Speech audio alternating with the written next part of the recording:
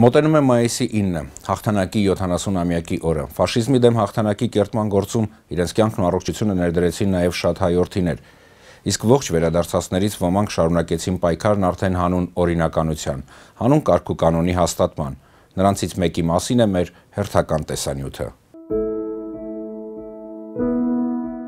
Աշխարհն այսօր շատ է անհանգիստ։ Ես հետևում եմ լուրերին ու շատ եմ զայրանում, ասում է պատերազմի ու ոստիկանության վետերան Ադիբեկ Մանուկյանը։ Ես պատերազմ տեսած մարդ եմ։ Տեսել եմ ավերված գյուղերի ու քաղաքների բնակիչների, ռմբակոծություններից սարսափած նրանց դեմքերն եմ հիշում։ Պատերազմը սարսափելի է։ 19 տարեկան էր, երբ սկսվեց պատերազմը։ Իրենց Փշատավան գյուղի դպրոցն ավարտելուց հետո աշխատում էր Երևանի պահածոների գործարանում։ Պատերազմը սակայն խառնեց հաշիվները։ 1942-ին զինվորականի համազգեստ թաքավ ու եռամսյա դասընթացներից հետո մեկնեց ռազմաճակատ։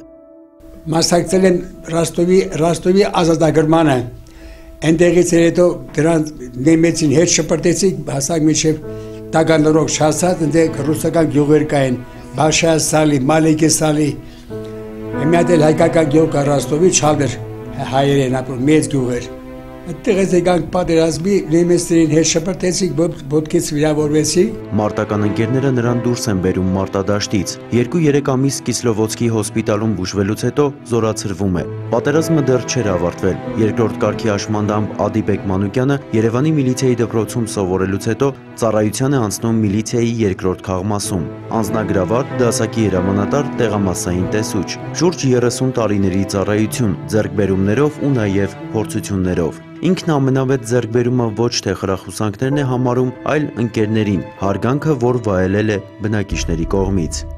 Կյանքը գիրք է, որ ամեն ոք գրում է յուրովի։ 93-ամյա Ադիբեկ Մանուկյանը վստահ է, ինքն իր կյանքի գիրքը ճիշտ է գրել։ Այսօր 7 որդով սեղան է նստում, 24 թոռների ու 18 ծոռների սիրով է շրջապատված ու ցանկությունը մեկն է՝ բարօրություն իր գերդաստանին, ամբողջ հայությանը։ Ես հայրենի կորցրած ծնողների զավակ եմ։ Իմ ծնողները Եղեռնից մազապուրց փախել են Ալաշկերտից։ Մենք ուժեղ ժողովուրդ ենք, երբեք չպետք է կորցնենք մեր հավատը։ Միշտ պիտի հիշենք, որ պարտավոր ենք զորացնել մեր երկիրը։ 93-ամյա վետերանի խոսքերը պատվիրանի պես են, լավատես մարդու խոսքեր են, անցյալից դասեր առած ու հիշողությունը չկորցրած մարդու խոսքեր։ Ադիբեկ Մանուկյանը ժամանակին թառ է նվագել, ընկերներին, բարեկամներին գեղեցիկ պահեր պարգևել։ Թառը կա որպես անցած օրերի հիշատակ, հրաժեշտից առաջ մեզ համար է նվագում։ Եվ ինքն էլ հնչյունների թևերով հասնում է այն հեռավոր օրերը, երբ ջահել էր, երբ կյանքը դեռ առջևում էր։